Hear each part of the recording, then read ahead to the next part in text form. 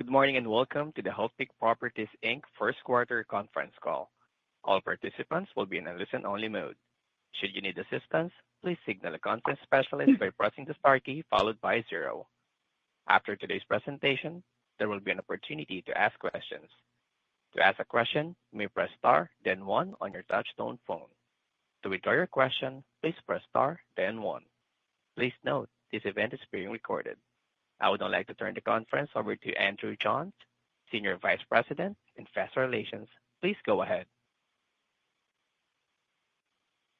Welcome to Healthpeak's First Quarter 2025 Financial Results Conference Call. Today's conference call contains certain forward-looking statements. Although we believe expectations reflected in any forward-looking statements are based on reasonable assumptions, our forward-looking statements are subject to risks and uncertainties that may cause actual results to differ materially from our expectations. A discussion of risk and risk factors is included in our press release and detailed in our filings with the SEC. We do not undertake a duty to update any forward-looking statements. Certain non-GAAP financial measures will be discussed on this call. In an exhibit to the 8-K reference to the SEC yesterday, we have reconciled all non-GAAP financial measures to the most directly comparable GAAP measures in accordance with Reg G. The exhibit is also available on our website at healthpeak.com. I'll now turn the call over to our President, Chief Executive Officer, Scott Brinker. Okay, thanks, Andrew, and welcome to Healthpeak's First Quarter Earnings Call. Very excited to introduce Kelvin Moses as our new CFO. He'll be an outstanding partner for me and the senior team. When I took this role in October of 22, I talked about getting Healthpeak closer to our real estate, immersing ourselves in the underlying business of our tenants to drive better capital allocation decisions. The merger with Physicians accelerated our transformation, and Kelvin's promotion moves us further in that direction. His well-rounded experience includes healthcare, operations, portfolio management, transactions, and development. Kelvin has been with Healthpeak for 7 years and excelled at every role we've given him. As I reflected on what the role of the CFO should be at Healthpeak, we have the luxury of outstanding in-place leadership in accounting, finance, capital markets, and investor relations. This allows Kelvin to be more of a strategic and operational CFO, and we expect a seamless transition. Our existing strategy around leverage in the balance sheet will not change. Today, our executive team is 45 years old on average, with an average tenure of 10 years at Healthpeak. Every one of us was internally promoted to our current position. This points to a strong culture, deep bench, and thoughtful succession planning. Thank you to our entire team for another quarter of excellence in execution, one of the We Care core values that define our culture. Execution is important in any environment, but particularly in this backdrop. This team has worked diligently to meet or exceed expectations, including earnings, leasing, and merger synergies. Kelvin will cover guidance in more detail, but I want to comment that maintaining guidance against this market backdrop is a testament to our diversified, high-quality portfolio. Strong results in outpatient medical and senior housing are offsetting weakness in our lab business caused by actions and comments from Washington that impacted biotech capital raising. And I'll come back to this topic. We produced another strong quarter in outpatient medical, our largest business segment. Across the outpatient sector, demand is outpacing new supply, a trend we expect will remain in our favor due to the high cost of new construction. Our decision to internalize property management has been an overwhelming success, strategically and financially. We completed an additional 4.5 million sq ft since January 1, with additional markets in the pipeline. Outpatient medical is one of the very few sectors in all of real estate with positive NOI growth every year for the past 2 decades. We expect that portfolio to outperform other sectors if the economy slows down, and we foresee de minimis impact from tariffs. Our senior housing portfolio had another strong quarter of occupancy and rental rate growth, driving positive 16% same-store growth. With occupancy at 86%, we still have plenty of upside to capture, and I'm very happy with the strategic and tactical decisions we've made to grow NOI in these properties. Moving to our lab business, which represents approximately 35% of our income. There's been a barrage of headlines, so consider these thoughts to be an alternative perspective. No doubt it's a bumpy road right now, but we do see some themes emerging that could be positive for our lab business over time. Most important is our government's focus on China, which has been making a big push to challenge America's leadership position in the biopharma sector.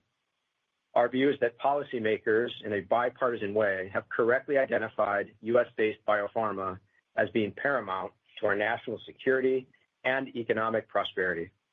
we see very little chance that an America First agenda leaves behind the biopharma sector.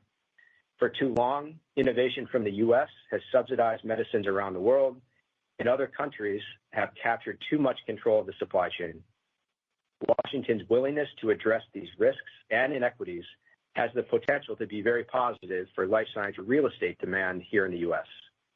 This includes the push to onshore biomanufacturing and would logically include R&D as well. There appears to be support in Washington to address the profitability and complexity of PBMs and to eliminate the so-called pill penalty in the Inflation Reduction Act, which would extend market exclusivity for small molecule drugs by 4 years. Both changes would improve biopharma return on investment and therefore demand for lab space. A functional FDA is critical to the U.S. maintaining its leadership position in the sector. Today, it takes at least 10 years and $1 billion to bring a drug to market in the U.S. It's in our national interest to look for ways to make that process more efficient. The recent job cuts at the FDA captured headlines, but did not impact the scientists or the reviewers. It is early, but the feedback to date from our tenants suggests normal response times from the FDA with only isolated delays. Final drug approvals have continued at the FDA since the inauguration. New applications have been approved as well, including last week for one of our tenants, to start phase 1 trials for gene-edited liver transplant. There's also discussion at the FDA of using technology to replace expensive vivarium work and a new conditional approval, which could shorten the timeline for costly phase 3 trials. The point is, there's some early evidence that the FDA is looking to encourage innovation and create faster timelines. Last point I'll make on this topic is that consumers also vote in elections, and consumer demand for innovative diagnostics and therapeutics is not going away. In fact, demand is projected to accelerate to 8% per year through 2030. We expect voters to push their elected representatives to support medical innovation. Specific to our portfolio, we continue to focus on capturing market share with our high-quality portfolio. We've signed 450,000 square feet of leases year to date, and our pipeline is the largest it's been since last summer. It would not surprise us to see some tenants delay final leasing decisions given the environment, but we see this as demand getting pushed back, not eliminated. Finally, we have even more confidence today that new supply in the sector will essentially go to zero for many years to come. This is obviously a great foundation for a recovery in our lab business. I want to comment on recent capital allocation by this team, which puts our balance sheet and liquidity in an enviable position. First, we were early to shut down capital allocation to life science. We have not started a new development since 2021. Second, we executed the merger with Physicians Realty Trust, which increased our allocation to the stable and attractive outpatient medical business to just over 50%, while generating earnings accretion, improving our balance sheet, and creating the best platform in the outpatient sector.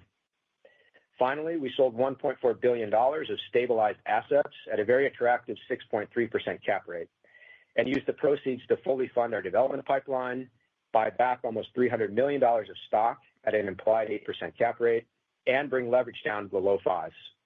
We also reduced floating rate debt from 20% to almost zero. That brings us to today. Our life science loan pipeline is active, and we continue to see opportunity to position Healthpeak for the inevitable recovery. We still believe the best time to invest is when others are not. But as market uncertainty has increased, we've stepped back to reassess the appropriate risk-adjusted returns, which may be different than 3 to 6 months ago when certain transactions were negotiated. We chose to maintain our $500 million investment guidance this year, but we've now included stock buybacks in that line item to reflect our optionality. In any event, we intend to maintain leverage within our targeted range in the mid-5s. I'm happy to turn the call to Calvin. Thank you, Scott, for the warm introduction. I'm grateful to have the opportunity to grow within Healthpeak's leadership. In this role, I'm excited to continue to help shape our business strategy and influence the outcomes that drive our operating results. The complement of my real estate and transactions mindset alongside of this outstanding team will allow us to continue to focus on disciplined capital allocation decisions that will deliver long-term value to our shareholders. Before we get started with the first quarter results, I wanted to share a brief update on our master plan development project in West Cambridge. I've spent the last 5 years working closely in the Boston market to help build our lab portfolio, including our land assemblage and entitlement efforts for our Cambridge Point master plan. On behalf of the team, I'm pleased to announce that we've selected Hines to join as the development partner to advance the residential component of the project. Hines brings a depth of expertise in placemaking, multifamily construction, and mixed-use development, which will allow us to commence this project once we are fully entitled late next year. We are extremely pleased with this outcome, and the partnership with Hines advances our vision to establish a mixed-use destination of scale and validates this generational opportunity that will be delivered over the next decade plus. Now turning to the first quarter financial and operating results. We reported FFO as adjusted of 46 cents per share, AFFO of 43 cents per share, and total portfolio same-store growth of 7%. Moving to segment performance. In outpatient medical, we reported first quarter same-store growth of 5%, driven by strong tenant retention, a positive rent mark-to-market of 4.1%, and the benefit from our continued internalization efforts. During the quarter, we executed nearly 1 million square feet of leases, including 265,000 square feet of new leasing, which is followed up by a strong and active pipeline as we head into the second quarter. Fundamentals for the outpatient business have never been stronger, and our team is working hard to translate this favorable backdrop into higher occupancy, stronger rent mark-to-market, and ultimately cash flow growth. Turning to lab. We reported same-store growth of 7.7%, which includes the positive impact from the expiration of free rent on 2 large leases in South San Francisco and a full quarter benefit of internalization. For the balance of the year, we expect quarterly same-store growth to decelerate as the benefits of internalization and free rent normalize. Despite the challenging market backdrop, we continue to see strong demand for space within our portfolio. And year-to-date through April, we've signed 443,000 square feet of leases and have entered into LOIs on an additional 400,000 square feet. And finally, CCRCs. We reported same-store growth of 15.9%, driven by rate growth of approximately 6% and a 100 basis point increase in occupancy. Shifting to the balance sheet. In February, we issued $500 million of unsecured notes at a rate of 5 3/8. That is a 102 basis point spread over the 10-year, and this was also the tightest 10-year spread in the history of Healthpeak. We end the first quarter at 5.2 times net debt to EBITDA and $2.8 billion of available liquidity, which further positions our balance sheet for long-term success. Ending with guidance. We are maintaining our FFO as adjusted guidance in the range of $1.81 per share to $1.87 per share. We are also maintaining our blended portfolio same-store growth in the range of 3 to 4%, which reflects the strong performance during this first quarter. The strength of this diversified portfolio reinforces our ability to maintain guidance and allows us to direct our business strategy towards initiatives that will provide the greatest long-term value to the company. With that, operator, please open the line for Q&A. We will now begin the question and answer session. To ask a question, you may press star, then 1 on your touch-tone phone. If you are using a speakerphone, please pick up your handset before pressing the keys. To withdraw your question, please press star, then 1. So that everyone may have a chance to participate, we ask that participants to limit their questions to 1 and a related follow-up. If you have additional questions, please re-queue. At this time, we will pause momentarily to assemble our roster.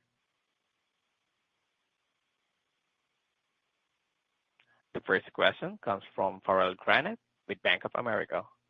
Farrell, please go ahead. Thank you. Good morning, and congratulations, Kelvin, on the new position. My question is about, you've made comments about weakness in life science and appreciate all the comments that you made on the policy front.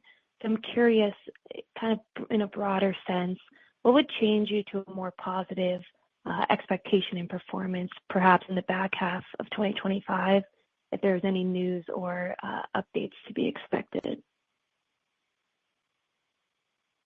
Yeah, Farrell, nice to hear from you this morning. I'll start with that. Scott Bowen probably has some comments as well, but I think important that we do have a diversified portfolio just to start with. 65% is in industries with really strong fundamentals, and across the entire portfolio, but life science in particular, very high quality assets in platform where I think we've been outperforming the market at large, and I think that will continue.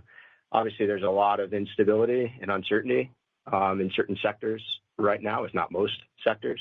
Biopharma is one of them, whether it's tariffs or capital raising or regulatory uncertainty. We think that does start to calm down over the balance of the year. Obviously, certain things they've already backed away from pressure from Congress or just the American public, and I do think that will benefit the sector and add some stability. But the first 90 days or 120 days of this quarter were not ideal from a capital raising standpoint. That's not new information in terms of what's happened with IPOs or venture capital or secondary funding. So we still see a lot of upside. Certainly the patent cliffs that big pharma needs to fill, that is not going away. And biotech is the likely spot for them to look. There's a deal announced yesterday, just as an example. So there are things that we can point to that we see as potential inflection points. But the first 120 days was not ideal from a capital raising standpoint. Thank you. And also, I guess then you made comments about potential push-outs of releasing in the life science. Something if you could potentially quantify that with your current pipeline, if that is what you're seeing, or things getting pushed out by single quarters or longer-term decision-making. Yeah, I mean, we signed 250,000 feet plus of leases in the first quarter, continued momentum into April, really strong LOI pipeline. And as I mentioned, there's a pipeline beyond that, tours, prospects, proposals that is the largest it's been since last summer. So we actually feel pretty good about the leasing that we're doing. And we do have 400 or 500 basis points of leases that have been signed that are just not yet occupied and paying rent. But obviously those leases will commence in the coming quarters. So there's clearly some positives. So we feel good about that. Bowen, you should comment. Hey, Farrell, it's Scott Bowen. I mean, the thing I would add too is the tenants that are in, our LOI pipeline or our active demand pipeline. Those are tenants that are typically have raised capital or already have, well-capitalized balance sheets, and aren't the groups who need to raise capital in the next 6 months. So groups who are executing on their business plan and can play through kind of some of this noise here. Okay, thank you. Appreciate it. Your next question comes from the line of John Kilichowski with Wells Fargo. John, please go ahead. Good morning. Thank you. I guess first question would be on the guide, the $500 million of investments. Were the share repurchases driven by the relative attractiveness of the stock, or is that more due to the difficulty of underwriting lab here? It's more the attractiveness of the stock. We have the luxury of a strong balance sheet that gives us optionality and flexibility. We bought back stock year to date, almost $100 million at a roughly 10% FFO yield for a really high quality portfolio. So that was the driver. Okay. And I guess in terms of underwriting lab in an environment like this, how has it changed for you in terms of what you need to see maybe pre and post Liberation Day? Yeah, it's more just timelines for leasing. I don't know that rental rates are changing in any material way. It's just if we underwrote a 2-year lease up 6 months ago, that might be a longer lease up today. There's just uncertainty. It may end up being less. I mean, the headlines today change daily, if not hourly. But from where we sit today, we would be smart to underwrite a longer lease up than we would have 6 months ago. Yeah, I would also add that it's less about kind of Liberation Day and the tariffs than it is about just the uncertainty and instability of the NIH funding and the FDA more so than tariffs. The biotechs are looking at. Got it. Thank you. Your next question comes from the line of Austin Wurschmidt with KeyBanc Capital Markets. Austin, please go ahead. Great. Thanks. Good morning, everybody. Scott Brinker, just going back to your comments about weakness in the lab business, I guess, can you just provide an update about the health of the tenant base and more specifically the watch list, and whether there's any signs of credit concerns emerging at this point?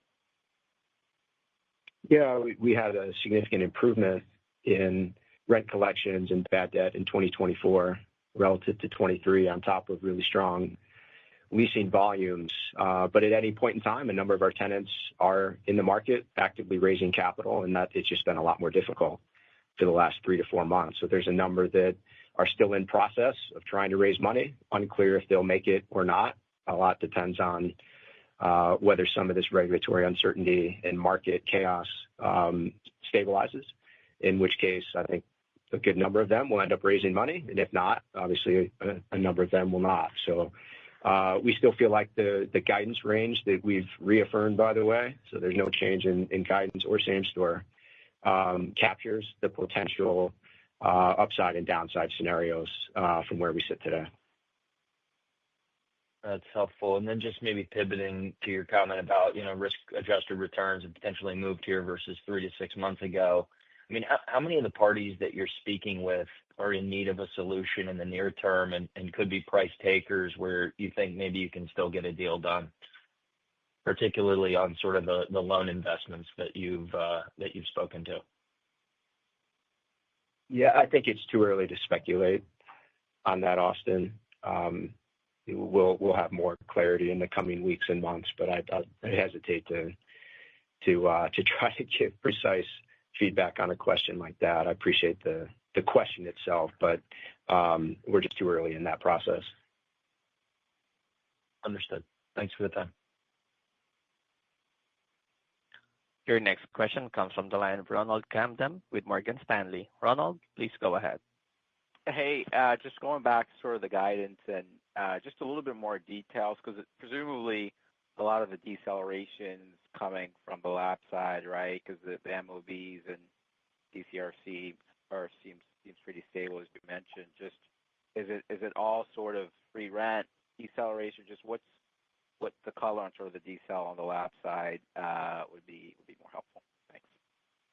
Well, yeah, Ron, even in the outpatient and senior housing sector, our first quarter results were significantly ahead of the initial year guidance for those segments. So there could be some deceleration in all 3 segments, but I think you're right. The bigger drop is more likely to be in life science. We did have free rent that was supporting our first quarter result, the benefit of internalization, which will no longer have that year-over-year benefit in life science.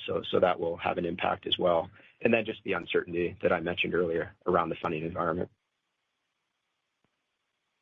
Great. And just my follow-up would be, you think about sort of your 3 markets, San Diego, Boston, San Francisco, is there, one that's better positioned, worse positioned from all these sort of funding environments and cuts, so forth? Just trying to figure out what the ranking looks like in your minds.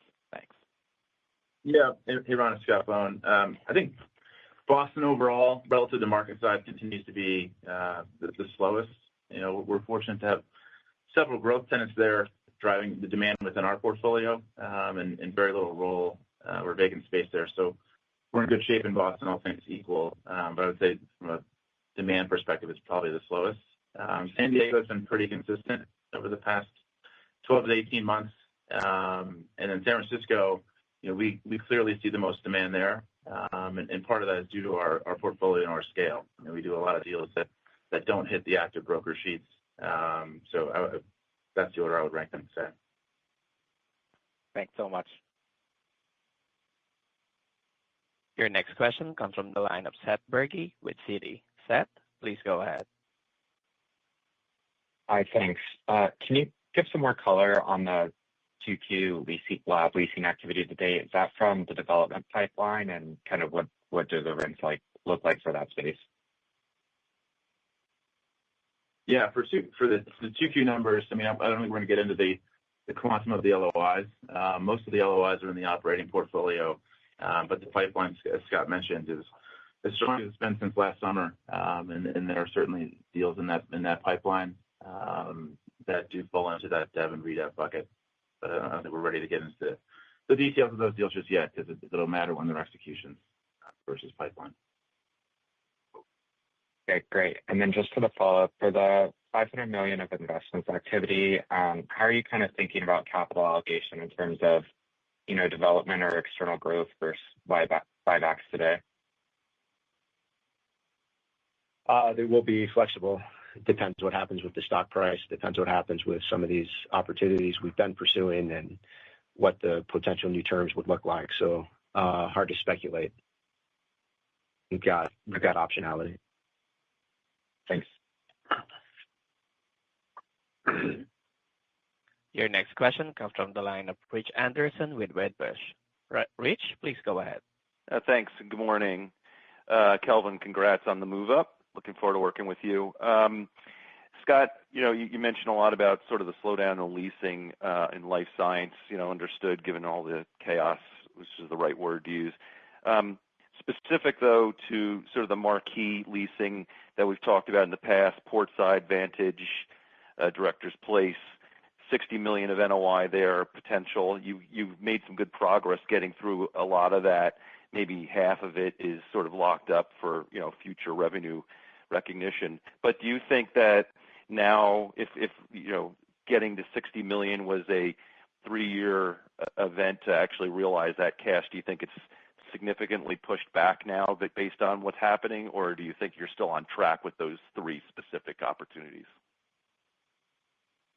Rich, I think it just depends. I mean, if the next 9 months look like the last 3 months, it might take a little bit longer, but we've seen that the market can shift pretty quickly based on one press release or comment. So it's hard to predict what the future holds. We do see, as I said in the prepared remarks, a lot of themes emerging that could be very helpful, but stability would be the most important thing in the near term for us to answer your question on specific lease-up timelines.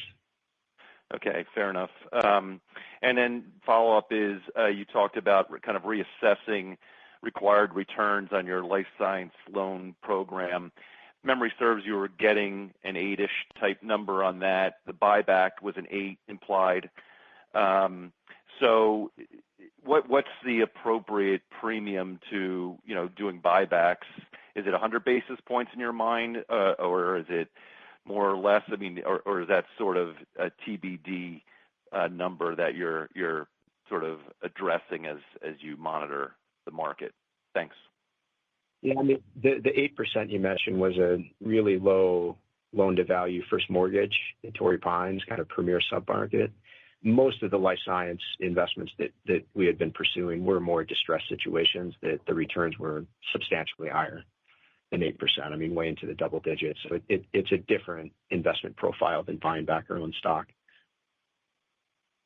Okay, and so that double digit isn't enough for you at this point. Is that a fair statement? Yeah, that's why we stepped back. We're reassessing that pipeline. It's not going away, but we have stepped back to reassess. Fair enough. Okay, thanks, everyone. Your next question comes from the line of Vikram Malhotra with Mizuho. Vikram, please go ahead. Good morning. Thanks for taking the questions. Maybe just first one on life sciences specifically.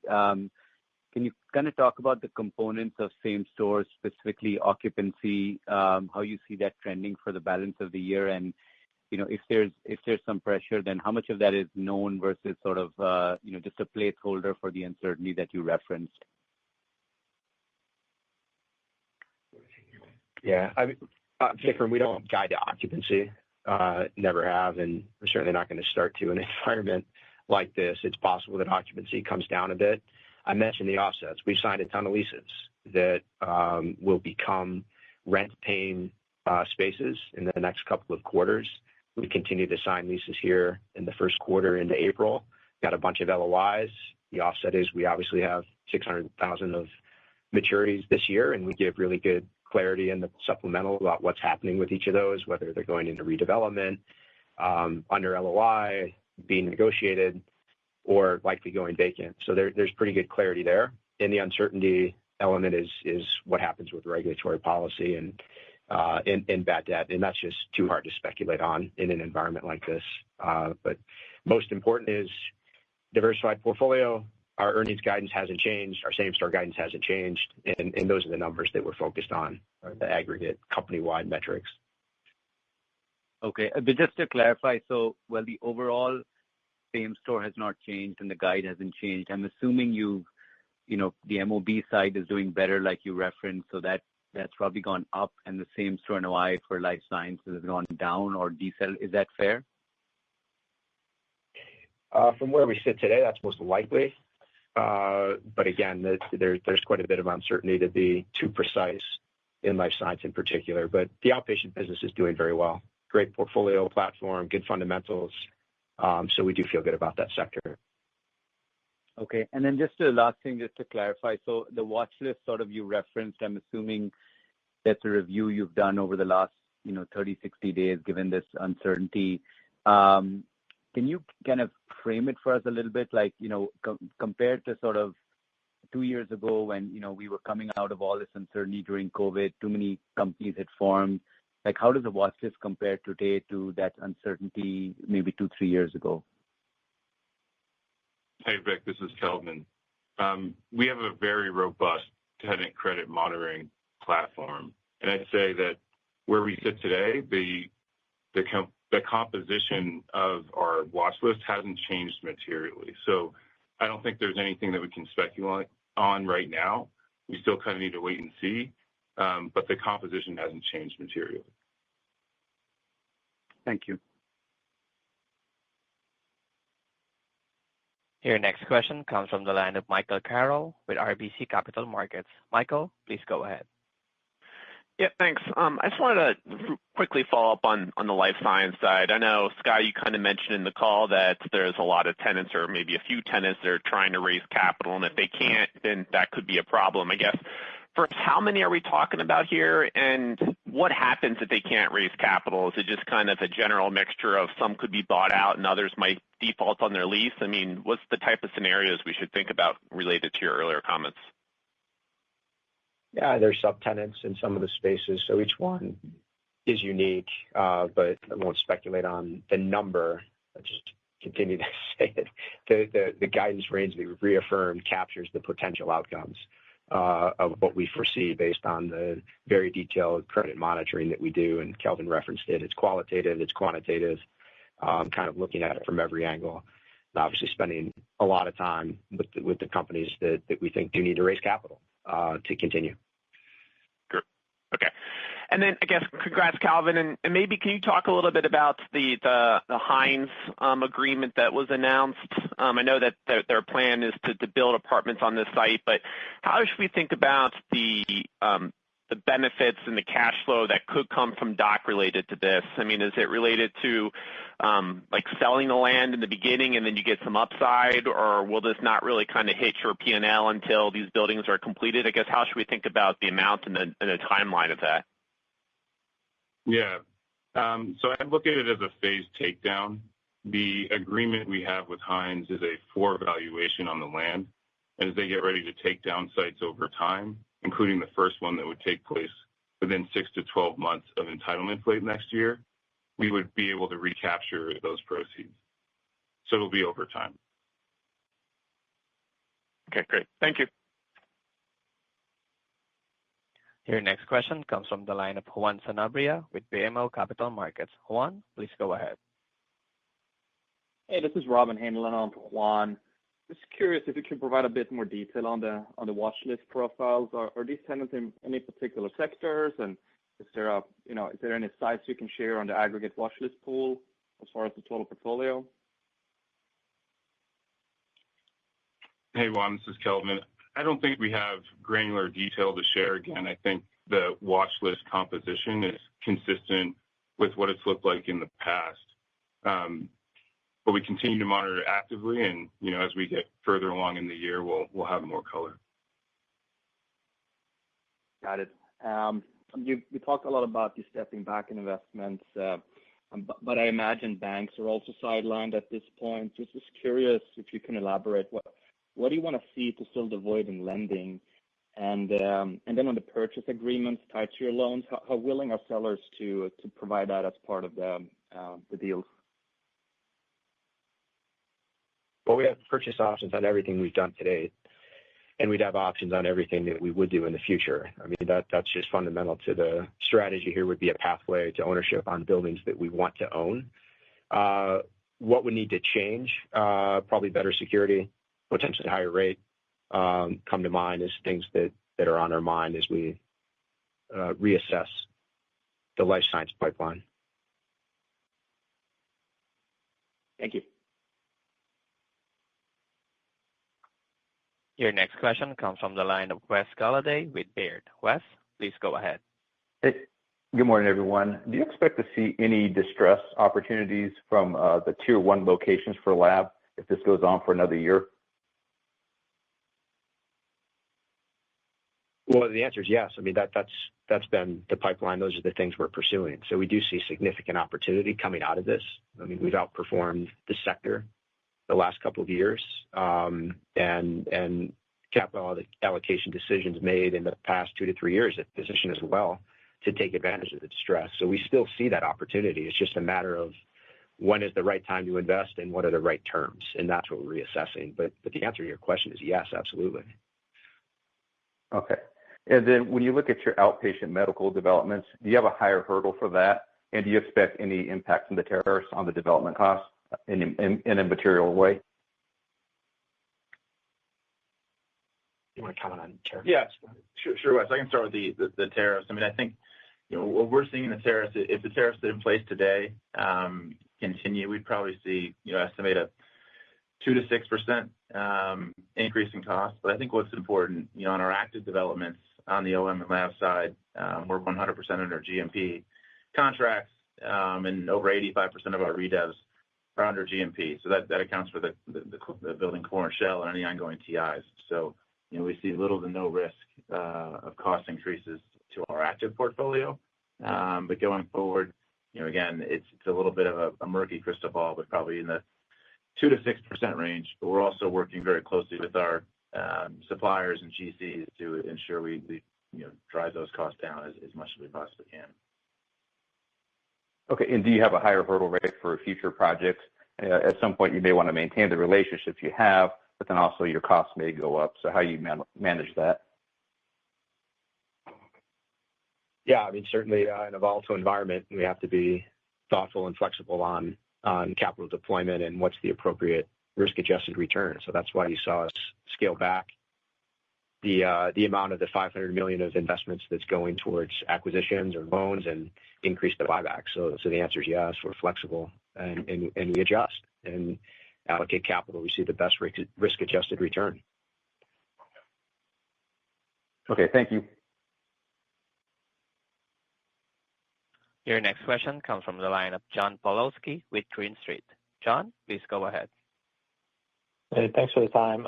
Calvin, could you just spend a few minutes talking through the West Cambridge development? I don't have a good sense of what the total construction costs might be over time, what percentage of it's going to come through Healthpeak's balance sheet timeline. So would love an update on kind of the bigger master plan and the capital costs and the time to deploy the capital. Yeah, so I might start with we're not yet fully entitled on the project. We're working through the entitlements now, and we expect to be entitled at the end of 2026. The Hines partnership has been our focus really to accelerate the project, catalyze the project with residential, which is the highest in demand right now. So, we don't have any construction cost exposure to the residential component. Hines will be responsible for all of those expenses. And down the line, as the market improves, we'll evaluate when it's appropriate to get started and pursue the lab component. So we're really focused on Hines right now. We're happy to have them as a partner and being able to get started on the project. I guess I worry a little bit about that dynamic that while you're waiting to start lab, in practice, you're going to be pot committed to this deal. And so you're effectively committing to a big check today. So I guess maybe any comments there would help given where your stock's trading and just the total capital cost. How high of odds are there that you're going to start these lab developments in West Cambridge? I might point you back to investments we've made in West Cambridge specifically, half of our $600+ million has been is developable sites. The other half is actually leased today. So we have credit tenants occupying buildings that are paying us rent. So I don't think we have pressure per se to move quickly. But again, Hines is prepared to get started within 6 to 12 months on the residential component, and the economics there are actually beneficial. It's a floor value on the land, and we get a share of the upside. So I think we're going to actually be able to pull in some economics from the Hines transaction. Okay, thank you. Yeah, John, they're independent. I mean, the multifamily and the lab are independent projects, and we're not allocating any capital to the multifamily. That's Hines. So I just want to make sure you're clear on our capital commitment and the deal structure. And your next question comes from the line of Jim Kammert with Evercore. Jim, please go ahead. Hi, good morning. Thank you. Maybe a qualitative probe potentially on the development and redevelopment prospects. Would you say that the number of tenants you're having discussions with and their aggregate space needs is really kind of held together? It's just, we can all appreciate that the decision-making has been on pause, but just trying to get a better sense of, what that kind of looks like as an aggregate pool, that your number of conversations and so on.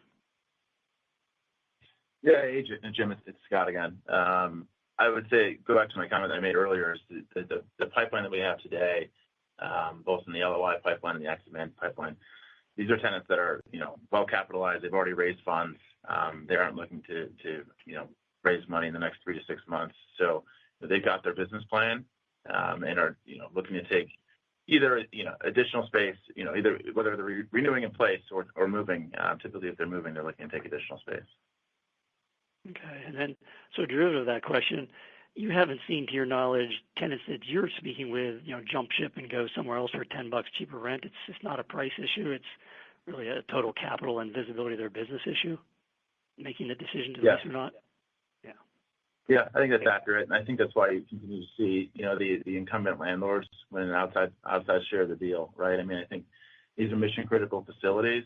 And they're going to make a decision for the long term and want to know who their landlord is going to be for the duration of the lease. And that's one of the reasons we've outperformed the broader market. Sounds good. Thank you. Your next question comes from the line of Mike Mueller with JP Morgan. Mike, please go ahead. Yeah, hi. First, also want to pass on a congrats to Kelvin. And for the two questions, first, it looks like ad rents may have helped your MOB growth this quarter, both sequentially and year over year. Was that the case? And if so, how much? And for the second question, what do you see as full occupancy for the CCRCs? Yeah, Mike, this is Mark Thine. I'll take the first one on the Medical City ad rent. We had a great start to the year there. I had a budget, as you mentioned, and I had a schedule. It's a total of about $1 million in the quarter, which is about 50 basis point impact on our same store for the year over year and sequential. And Mike, your senior housing question, we're at roughly 86% today. There are a couple of properties that bring that average down, but there's upside. It's probably in the 300 to 400 basis point range would be a rough estimate just based on trajectory. The lead volume continues to be strong, so definitely some upside to capture. Got it. Thank you. Your next question comes from the line of Omotayo Okusanya with Deutsche Bank.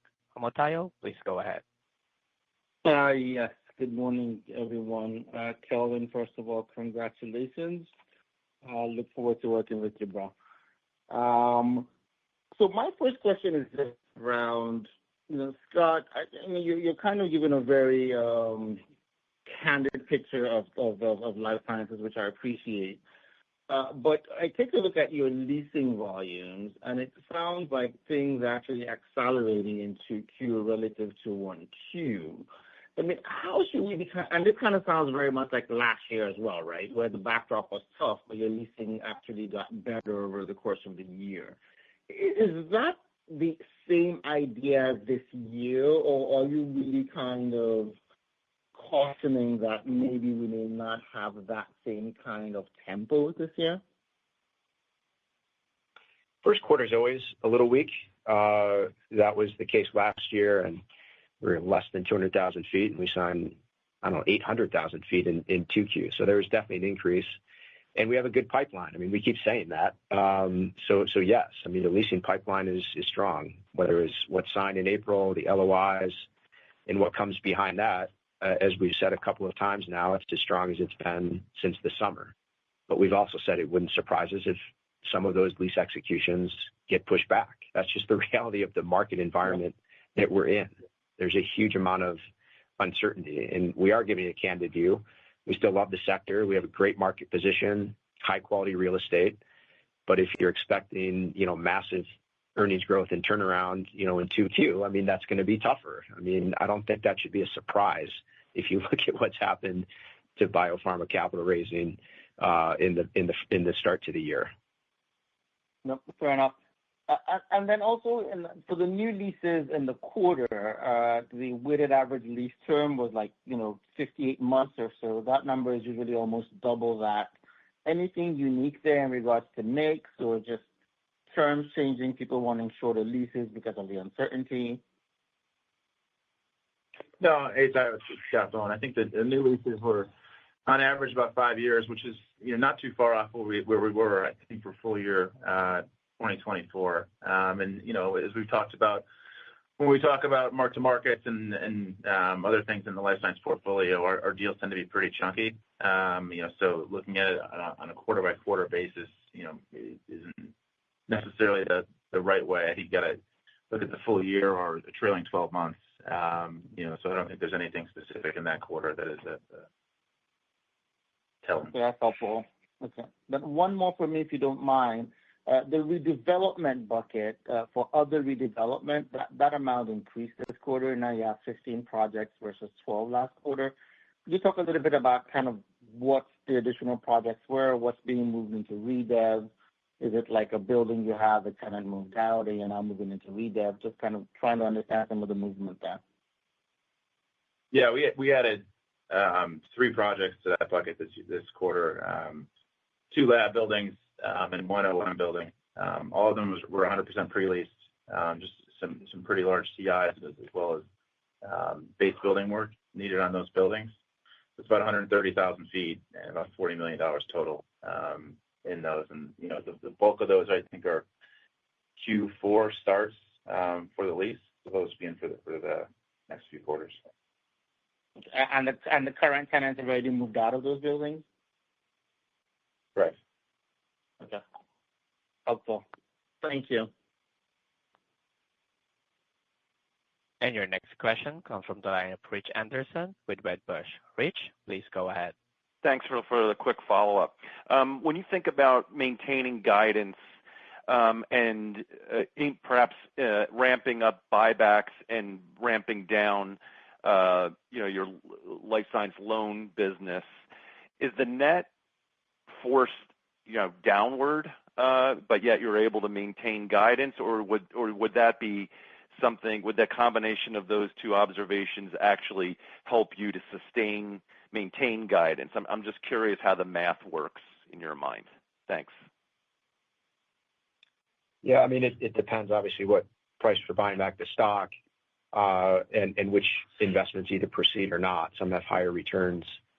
Some have higher returns than others. There's also the impact on leverage, and we did make the comment. In any event, we don't expect to take our leverage above 5.5 times, and buybacks obviously are not helpful for leverage, whereas investments could potentially be high enough yielding that they would be beneficial to leverage. So there is an impact, but I'll come back to regardless of how we use the $500 million, and that could include just sitting on the cash and keeping leverage lower.